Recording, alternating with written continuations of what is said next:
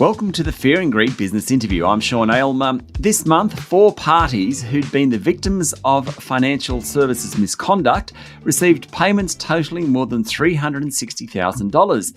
These payments marked a major milestone in Australia. They're the first made by the Compensation Scheme of Last Resort.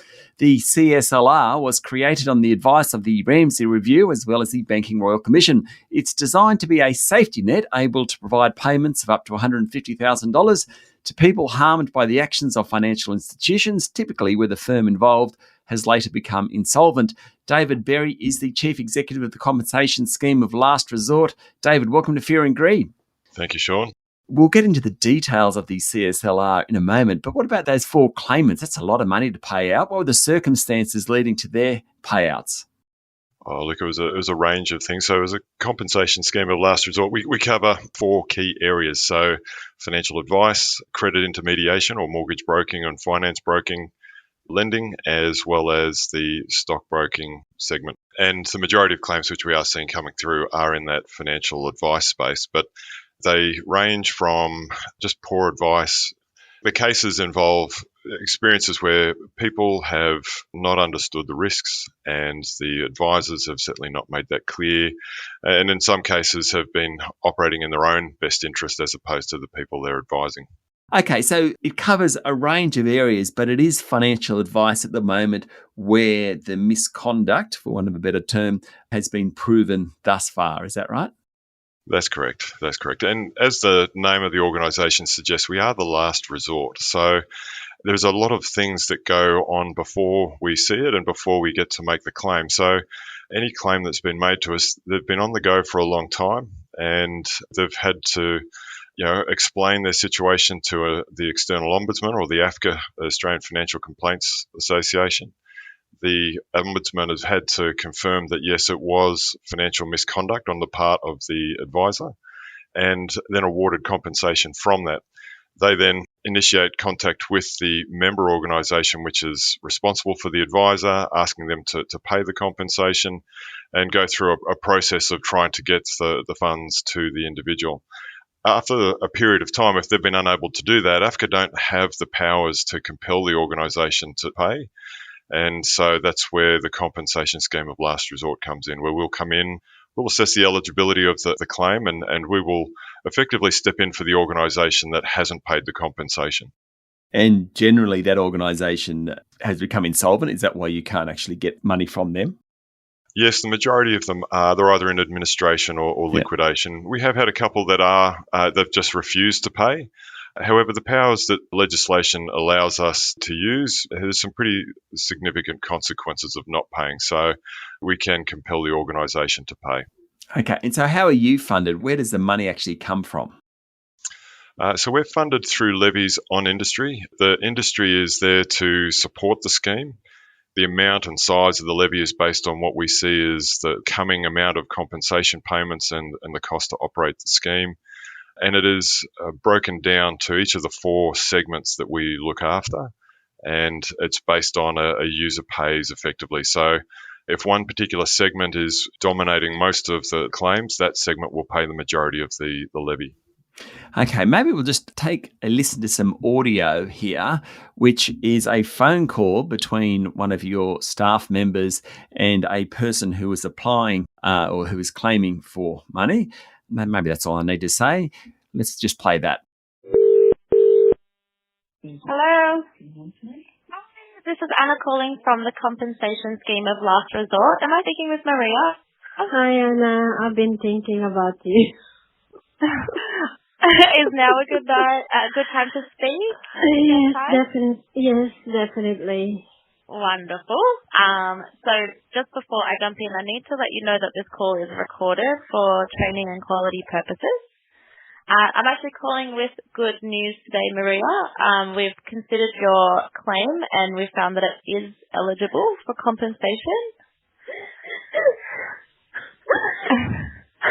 So the total amount we are able to offer you is $54,050. No idea what this is to me. Oh. Oh my God.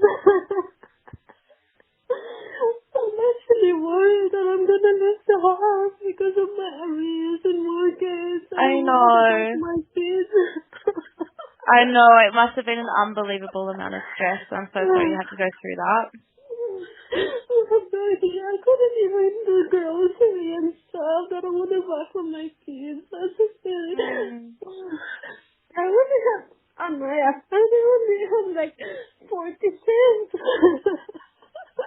Oh.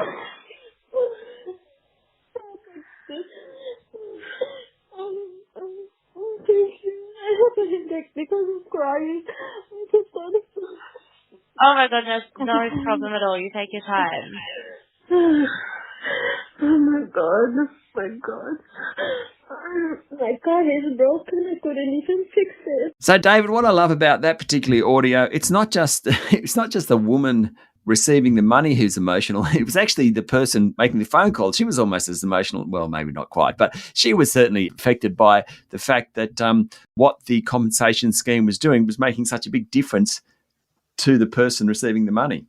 It certainly hit home. I think a lot of the times we do a job knowing that we're doing the right thing and we're helping people, but when you experience firsthand the impact that, assisting somebody who has gone through a lot, and with that particular client, they had some really bad experiences. What we see at the compensation scheme of last resort is everything that hasn't been able to be resolved. So you imagine all of the prickles that come with the worst of circumstances. We see this.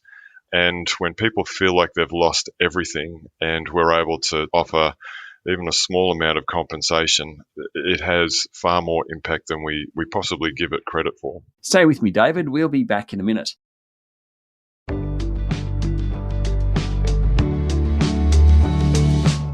I'm speaking to David Berry, CEO of the Compensation Scheme of Last Resort. With the scheme itself, so it's enabled under parliamentary legislation, but it's independently operated, is that right? That's correct, yes. So the legislation was passed late last year and we've been authorised by the government to operate the scheme, and we've been running for the last 2 months. So how important is it to have a last resort measure? How big is the issue? And I suppose this comes down to financial advice as much as anything else, and we've heard so much about that, not just since the Banking Royal Commission and other reviews, but really over 10 years, and then we have this thing called the Quality Advice Review going on now. Is it mostly about looking after that particular sector, and does there really need to be a compensation scheme of last resort for that sector? That's a really good question, Sean. I think a profession is judged not by the best elements of that profession, but by the worst. And we've got a very challenging task here where we're seeing the absolute worst. So to answer your question, do we need a scheme like this? From what we're seeing, yes.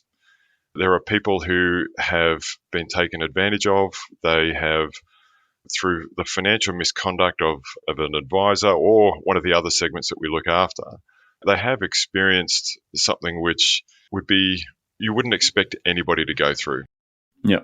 Okay. But if I'm a financial advisor, I'm going to be saying, well, I've been hit with a levy here for the sins of others. And in this case, one particularly large organisation seemed to have sinned more than others.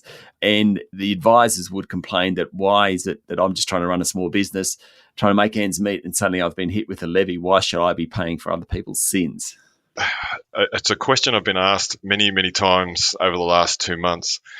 I don't know that there's an easy answer to that. I mean, the simple answer would be, well, this is the legislation that's been passed. It had bipartisan support. Both sides of government have agreed to it. I don't think that gives credence, though, to the fact that everybody says they're doing a good job. I don't think anybody admits that they do a bad job. And to support the industry, everybody needs to raise the minimum standard. So I think the obligation on industry as a whole is to make sure that standards that are expected are clear and that are upheld.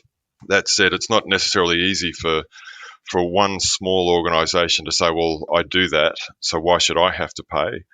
The simple fact remains, though, that there are people who have experienced this and they will judge this industry based on their experience from it. It's a very difficult task because the financial services sector is a sector I've been involved with for a long time, and it's one that I feel very passionately about. There are far more people in Australia that need advice, and I would not want the experiences that people that we see to discourage people from seeking financial advice. So I think knowing that there is a safety net for people who have experienced this, regardless of who's performed it, is something that will strengthen their reputation as a profession. So in a funny sort of way, it actually may engender confidence in the industry for those wanting to use a financial advisor, knowing that there is this scheme if all else fails. Yes, and look, that's one of the very challenging tasks that we have here at the compensation scheme of last resort. It's not just to pay compensation payments, it's to make sure that there is good trust and support for the industry as a whole. David, thank you for talking to Fear and Greed. All right, thank you, Sean. That was David Berry, Chief Executive of the Compensation Scheme of Last Resort. This is the Fear and Greed Business Interview. Join us every morning for the full episode of Fear and Greed, daily business news for people who make their own decisions. I'm Sean Aylmer. Enjoy your day.